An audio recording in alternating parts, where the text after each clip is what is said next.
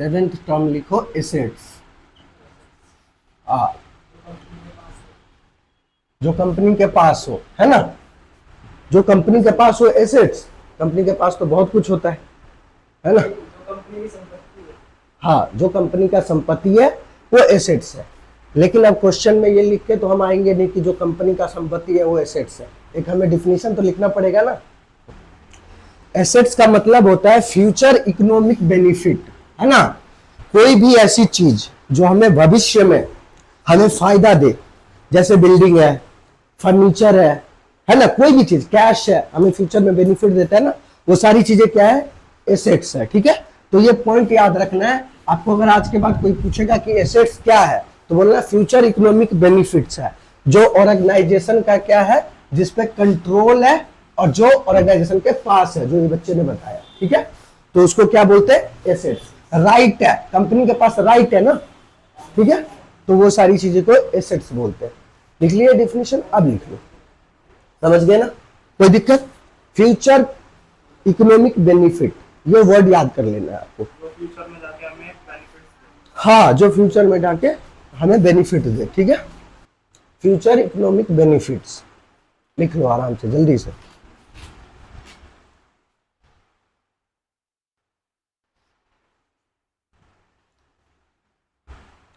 Assets are the future economic benefit, the rights which are controlled या owned by an organization, उसको assets बोलते हैं। ठीक है, अब लिख लिया। अब मुद्दे की बात है कि एसेट्स तो अलग अलग टाइप के हो सकते हैं, है ना। करेंट एसेट्स भी हो सकता है, नॉन करेंट एसेट्स भी हो सकता है, फिक्टिशियस एसेट्स भी। एसेट्स अलग अलग टाइप के ना। अब देखो, बिल्डिंग अलग एसेट्स है और कैश अलग एसेट्स है ना। ठीक है, जिसको देख सकते हैं, छू सकते हैं। बट कई सारे ऐसे एसेट्स होते हैं ना जिसको देख छू नहीं सकते, जैसे कॉपीराइट है, गुडविल है। अब जैसे देखो, आपने नाम सुना होगा, मान लो कोई भी मारुति सुजुकी, नाम सुना है ना, नाम ही काफी, तो एप्पल, है ना, कटा हुआ सेब, तो वो क्या है, गुडविल है उसका। लोग समझते हैं उसको कि भाई उसकी वो है ना, कॉपीराइट है। आप और मैं तो नहीं एप्पल का मोबाइल तो नहीं बना सकते, ये उसका कॉपीराइट है ना। तो ये सारी चीजें ऐसी एसेट्स है जो हम देख नहीं सकते, छू नहीं सकते। ठीक है, उसके बाद एक ऐसा एसेट्स है जिसका क्या होता है कि मान लो कि कोई एक्सपेंस है। ठीक है, अब मान लो कि मेरी कोचिंग सेंटर है, ठीक है, और मैंने मान लो किसी को, अलग पांडे को मान लो इसके लिए हायर किया कि मेरे कोचिंग को प्रमोट करो आप, तो उसके लिए उसने 5 करोड़ रुपए लिए। अब मैं 5 करोड़ उसको एक बार में तो दूंगा नहीं, मान लो 1 करोड़ रुपए दूंगा, 1 साल, फिर 1 करोड़ दूंगा 2 साल, क्योंकि 5 साल में देना है।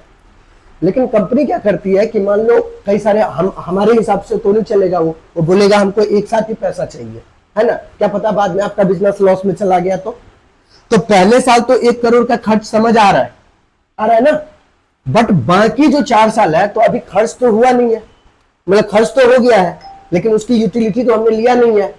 तो इसको ना बिजनेस के मतलब अकाउंटिंग टर्म में ना इसको बोलते हैं एसेट्स, कि वो बाकी के जो 4 करोड़ है जो खर्च तो हो गए, बट उसके ना हमने फ्यूचर इकोनॉमिक बेनिफिट तो नहीं लिया है ना, अभी नहीं लिया है, तो उसी को बोला जाता है फिक्टिशियस एसेट। तो क्या क्या एसेट्स हो गया, current assets, non current assets और फिक्टिशियस एसेट। ठीक है, करेंट एसेट्स मतलब क्या, जो छू सकते हैं जिसको। ठीक है, अब मैं पूरा डिफिनेशन करता हूं, तो आप ये समझ गए ना, current assets, non current assets. हमने ये समझ लिया ना कि एसेट्स क्या होता है। एसेट्स क्या होता है बताया था ना, कि जब कोई पूछे एसेट्स क्या होता है तो क्या बोलना है, फ्यूचर इकोनॉमिक बेनिफिट।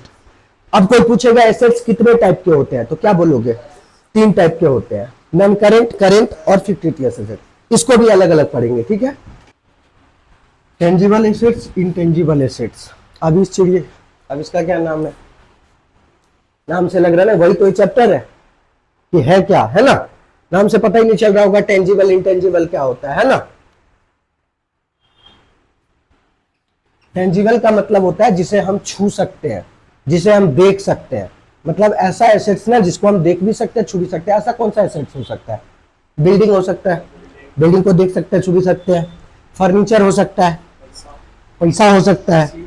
और इनटेंजिबल एसेट्स का मतलब है कि एसेट्स तो है बट दिख नहीं रहा, वही कटा हुआ सेब। एसेट्स तो है वो बिजनेस का, गुडविल है, कॉपीराइट, दिख तो नहीं रहा, बट है। पेटेंट भी होता है, ठीक है, कॉपीराइट की तरह पेटेंट भी होता है। तो ये सारी चीजें कौन सा एसेट्स है? Intangible asset. तो एसेट्स कितने टाइप के होते हैं? 3 टाइप के, non current assets, current assets, fictitious assets. Non current assets कितने टाइप के होते हैं? Tangible assets, intangible assets. Tangible कौन सा एसेट्स? जो उसे देख सकते हैं, छू सकते हैं। इंटेंजिबल का एसेट्स तो है लेकिन जिसको ना देख सकते हैं ना छू सकते हैं। आज के बाद कोई पूछेगा एसेट्स कितने टाइप के होते हैं, बता दोगे ना? एसेट्स होते हैं 3 टाइप के, non current assets, current assets, fictitious assets. Non current assets के भी होते हैं 2 type, tangible assets, intangible assets. Tangible जिसको देख सकते हैं, छू सकते हैं, जैसे फर्नीचर, बिल्डिंग, जो भी हो, कैश। इंटेंजिबल एसेट 2 एसेट्स जिसको ना देख सकते हैं ना छू सकते हैं। एसेट तो है लेकिन जिसको देख छू नहीं सकते, जैसे गुडविल, कॉपीराइट। जैसे आप कोई बोल देगा, जैसे एग्जांपल दो, जैसे आपने देखा होगा कि कोलगेट तो एक कंपनी है, लेकिन आपकी मम्मी सुबह सुबह बोलती हो कि कोलगेट कर लिया, एक्चुअल में तो टूथपेस्ट है ना, कोलगेट थोड़े ना। कोलगेट तो एक कंपनी है, बट उसका गुडविल देखो, है ना। क्रिकेट का मतलब विराट कोहली, गुडविल है ना उसका क्रिकेट में, क्रिकेटर तो बहुत है ना। तो वो सारी एसेट्स जो है वो इंटेंजिबल एसेट्स में आ जाता है, ठीक है। उसको हम तुरंत कन्वर्ट कर सकते हैं कैश में, जो रीसेल के लिए होता है।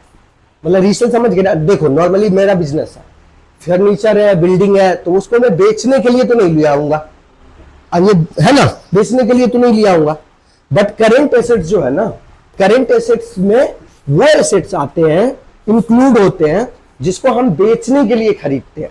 जैसे मान लो मेरा टी शर्ट का बिजनेस है, मैंने टी शर्ट खरीदा ना, ये क्या है? करेंट एसेट्स है, स्टॉक बोलते हैं इसको, है ना, सुना होगा नाम आपने, है ना। नॉन करेंट एसेट्स क्या है कि उसी दुकान के लिए हमने बिल्डिंग खरीदा, तो बिल्डिंग बेचने के लिए तो नहीं होगा, तो वो एसेट्स ही है, लेकिन वो कौन सा एसेट्स है? Non current assets. और नॉन करेंट एसेट्स में टेंजिबल एसेट्स है, क्योंकि हम बिल्डिंग को देख सकते हैं। बट करेंट एसेट्स कौन सा एसेट्स है? जिसको हम रीसेल के लिए, मतलब खरीदते तो है लेकिन फिर से बेचने के लिए, ठीक है। मोर देन 12 मंथ्स, ठीक है।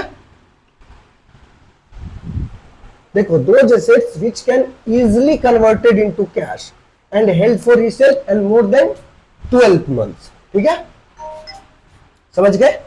अब इसका एग्जांपल क्या हो सकता है? स्टॉक, है ना, कैश तो है ही है, डेटर, है ना, ये सारी चीजें, कैश भी लिख लो, ठीक है। तो ये सारी एसेट्स क्यों? आप मुझे बताओ, डेटर भी बताया था ना, लेस देन 12 मंथ्स बताया था ना, लेस देन 12 मंथ, वो बताऊंगा अभी, वो पिछले लेक्चर में था। स्टॉक बोलते हैं किसको, समझ गए ना, ऐसी चीज, जैसे मैं टी शर्ट का बिजनेस करता हूं, मैं टी शर्ट का बिजनेस करता हूं, ठीक से समझना, और टी शर्ट मैंने खरीदी, तो टी शर्ट जो मेरे पास है वो क्या है? आज के बाद हम टी शर्ट नहीं बोलेंगे उसको, आज के बाद हम बोलेंगे कि वो स्टॉक क्या।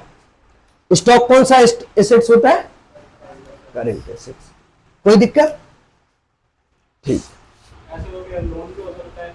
क्या लोन भी हो सकता है, जैसे लोन एसेट्स कैसे हो सकता है बाबू? नहीं, लोन देना, नहीं लेना, अब हमने लोन लेना एसेट्स कैसे हो सकता है? आप मुझे ये बताओ, ये तो बड़ा ही कमाल कर दिया अब आपने। अपने बिजनेस खोला, बिजनेस के लिए हमने लोन ले लिया, हाँ, तो बिजनेस के लिए लोन लिया, वो एसेट्स तो कैसे? हमें प्रॉफिट भी तो देना कुछ एक तरह से। अरे नहीं, यहाँ पे टर्म्स की बात हो रही है, टर्म्स की। आपने तो मैनेजमेंट कर दिया कि हम जो बिजनेस के लिए लोन लेंगे उससे फायदा होगा, ये तो बहुत बड़ी बात हो गई ना, बहुत, मतलब उससे क्या, हम यहाँ सोच रहे हैं कि टर्म्स को क्या बोलते हैं, एसेट्स होता क्या है, नॉन करेंट एसेट्स होता क्या है, करेंट एसेट्स होता क्या है, टेंजिबल एसेट्स होता क्या है, हम वो पढ़ रहे हैं, ठीक है ना। हमें वो चीज नहीं देखना है अभी। जैसे हम लोन पढ़ रहे हैं तो हमने लोन को देखा था ना, लॉन्ग टर्म लोन है तो non current liability, short term loan है तो करेंट लायबिलिटी। अब लोन लेने से बिजनेस को प्रॉफिट होता है, फिर वो सारी चीजें तो बात की बात है ना, प्रॉफिट होता है तो होता है, वो प्रॉफिट है बिजनेस का, बट वो तो एक अलग चीज है ना। अभी हम टर्म्स पढ़ रहे हैं, ठीक है, समझ गए। और इसको तो आपको रखना ही पड़ेगा, लॉसेस नॉट रिटन ऑफ, ठीक है। देखो, these are losses not written off in the year in which they are incurred, मतलब उस साल में, जिस साल में ये चार्ज हुआ, उस इनकर्ड हुआ, उस साल में तो इसको राइट ऑफ नहीं करते हैं, लेकिन राइट ऑफ करते हैं मोर देन 1 अकाउंटिंग पीरियड। मतलब मान लो 5 साल है, 1 2 3 4 5, ठीक है, यहाँ 50 लाख रुपए है, ठीक है। तो अब मान लो यहाँ पे मैंने 10 लाख रुपए खर्च करा, तो 40 बच गया ना, तो इसी 40 को हम एसेट्स बोलते थे पहले। बट आज के जमाने में क्या होता है कि भाई 10 लाख ही खर्च हुआ है ना, तो खर्च 10 मान लो, है ना, ठीक है। अब ये कौन सी बात हुई, 5 रोटी आपने खर्च कर दी, खा ली, और फिर कह रहे हो 1 रोटी खाई है तो बाकी के 4 रोटी मेरा एसेट्स है। 1 रोटी खाई है, बोलो ना 1 रोटी खाई, ठीक है।